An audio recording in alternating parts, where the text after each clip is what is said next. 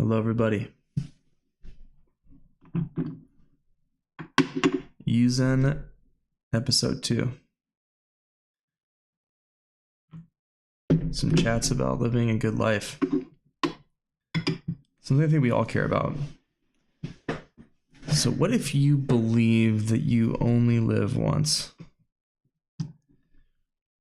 And maybe you're secular, or maybe you think that in your religion that you believe in, it's still really important to live the best life you can live.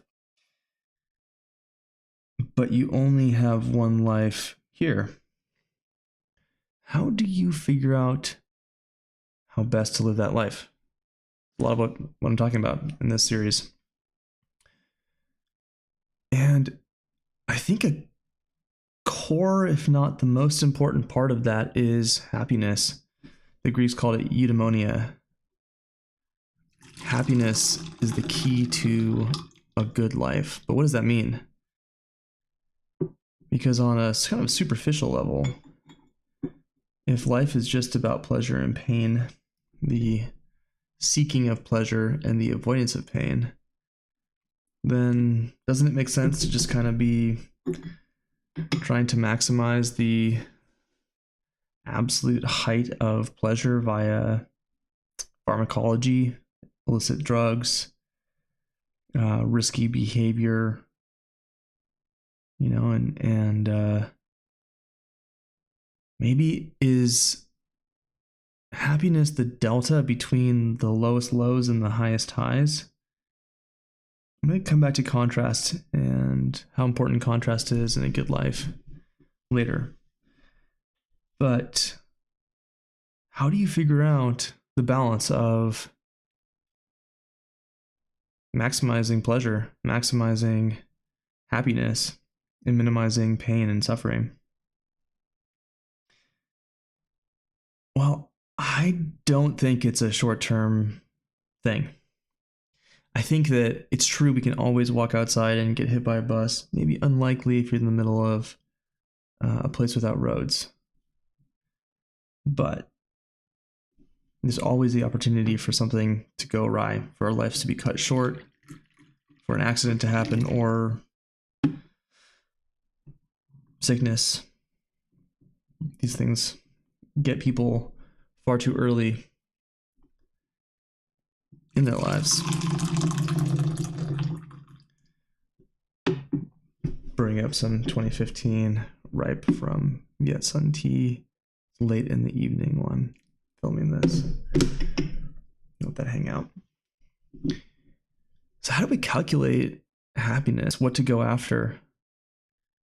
And I'd wager that the best way to maximize happiness is to make assumptions about how long you will live, and possibly to try to focus on extending your life through a number of different methods. One, increasing your health span, not just your lifespan, but the amount of time that you are healthy, maximally active for your physiology. And also, as I said in the first episode, slowing down time, appreciating what we have more and more every day, getting bored even, so that you can really experience the richness of what is, of consciousness, of smells, of tea, of people we love, maybe even the hard parts of life. Maybe even there's something wise about slowing down all of it. So let's assume that you want to have a long life. Well, that means that you're going to want to have long-term thinking. So if you have a graph of your life, you want to have as much volume density of happiness under that line per day that you live. But of course, you could maximize on a short-term basis and spike that happiness. But what happens after that short-term spike? So there's a calculus involved in living a life that you want to live. And it depends on your values. And it depends on all sorts of different things you care about, how you want to engage in the world. Do you want to give back to things? Do you want to create things? Do you want freedom? Do you want freedom from negative experiences that you had in your past, or freedom to do things that you have yet to do in your life? How can you build a long-term vision to approach and maybe surpass some of those goals? So this is a fairly empirical question, actually. And I thought I'd kind of speak a little bit about how I think about some of the parts of my life that I want to maximize happiness with in a long-term view. So today in the United States, we live in a capitalist society, and no comment. I'm not going to try to get into politics right now. Certainly interesting topic, but there are things you can do to maximize your financial well-being. And one of the things that I was so fortunate to be able to do with James is to start a business. And the cool thing about starting a business is, if it works out, it affords you not only financial freedom potentially, but also a lot of other types of freedom that can really be important. Freedom from people telling you what to do, potentially. We have customers, so they certainly do engage with us, but we have boundaries, and frankly, we've fired some customers in the past for being pretty tough to work with. Reaching a certain level of financial success within a business can also afford you the ability to build a portfolio of assets that might create passive income over time. That is called FIRE, financial independence, retire early, via equities. Some people use real estate, other stuff like that. There's also the flip side of maximizing your financial independence, which is not increasing your income, but decreasing your spend. And this is an often overlooked, in my opinion, thing to focus on, especially in a very consumerist, capitalist society that we live in today. There's a lot of freedom in going without, and a lot of beauty in contrast, and a lot of restriction in demanding that you keep up with the Joneses, with other people's wants and desires and status and egoic, insecure motivations to show off. And there's nothing wrong with wanting to fit in and not look like a total weirdo, which I don't do the best of for a number of these different things. But you have two sides of your financial well-being. You have both maximizing your income to potentially be able to acquire assets that can create passive income for you and potentially fund a lifestyle indefinitely, which is, again, the FIRE movement. And the other half of that coin is trying to minimize your needs in a consumptive way so that you're able to need to generate less income and potentially acquire skills that increase your resilience. An extreme version of the FIRE movement is Early Retirement Extreme by Jacob Luns-Fisker. And he went through getting to an incredibly low amount of spend, not to live an impoverished life, but to implement other skills in his life to make up for and eventually create an amount of abundance, to make up for the requirements of modernity. So of course we need to eat, we need shelter, we need to follow the laws that we have in our society. But if you reassess, how much do you need to consume? What is meaningful to consume? What's consumption gotten you? How important is the newest phone? And hey, I have a great camera that I'm using right now. It makes me really happy to be able to film some pretty high quality shots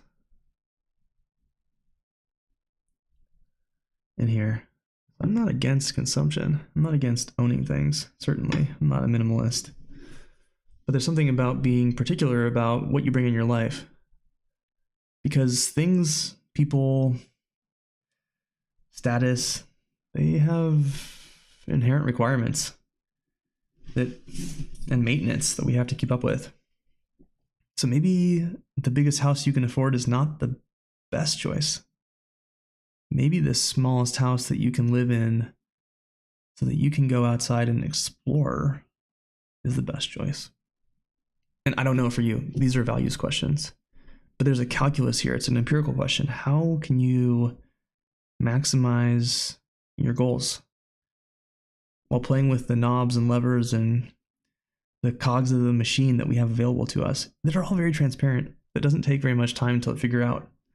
You don't need to be a rocket scientist to understand how this stuff works by any stretch. Cheers.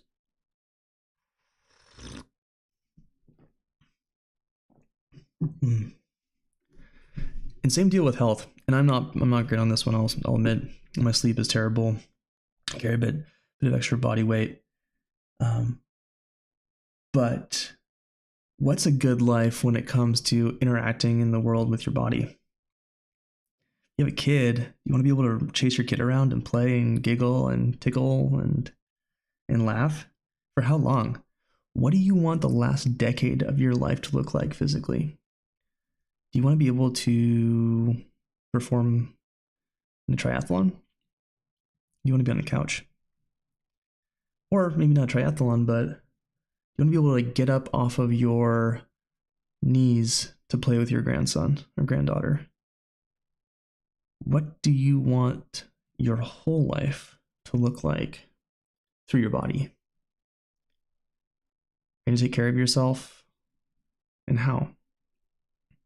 And if you want that last decade of your life to look a certain way, what do you need to do every decade before then to make sure that that last decade of your life is how you want it to be? This thought experiment comes from Peter Attia, Atilla, I believe, and he has a great book on this topic, so I would highly recommend that. But in all these cases, happiness is not necessarily a short-term thing. In fact, short-term it might suck quite a bit to achieve a high level of total happiness in your life.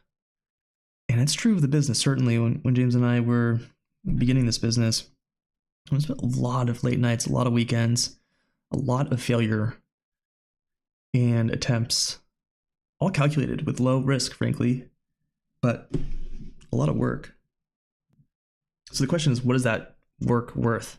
What does it get you? Is it possible that it's worth working really hard for a little bit of time to be able to work a lot less hard, or have the freedom to maybe even not even work at all because you're more motivated about being a writer or making sketch comedy shorts or just being a good parent or a good cook or someone who's really focused on tea or whatever it is for you, learning a bunch of languages, coding, whatever, sewing, whatever it is for you. How are you focusing on maximizing your happiness curve long term? And when you're on your deathbed, are you going to look back and ask yourself, did I just waste kind of all of it not thinking about this stuff? Or have I been thinking about my own end enough to be checked in with how important it is to live well short term and midterm and long term? So happiness, I think, is a long-term pursuit, and pleasure is a long-term pursuit. And to achieve the highest levels of total happiness and pleasure and satisfaction and fulfillment and meaning, it takes some planning and some sacrifice. And it's a long-term thing. It does not come fast. So I ask of you, dear listener, how do you calculate your own happiness? And don't get me wrong, there's some really awesome short-term happiness to be had. They can be healthy even. They might even be a way of building long-term happiness. Maybe that endorphin rush from that hard workout. Maybe the first month of hard workouts, it really sucks, but something unlocks there. And suddenly it feels good to be getting better. And there's so many examples of this. Another great book to check out is Seth Godin's The Dip. Because there's a skill in figuring out when to give up on something faster than you would otherwise, so that you can create space to focus on the things that are bringing you a lot of value in your life. So when I think of a long-term life well lived, I think of loved ones. I think of freedom. I think of engaging in the world with my body, producing things that I'm proud of. What do you think about?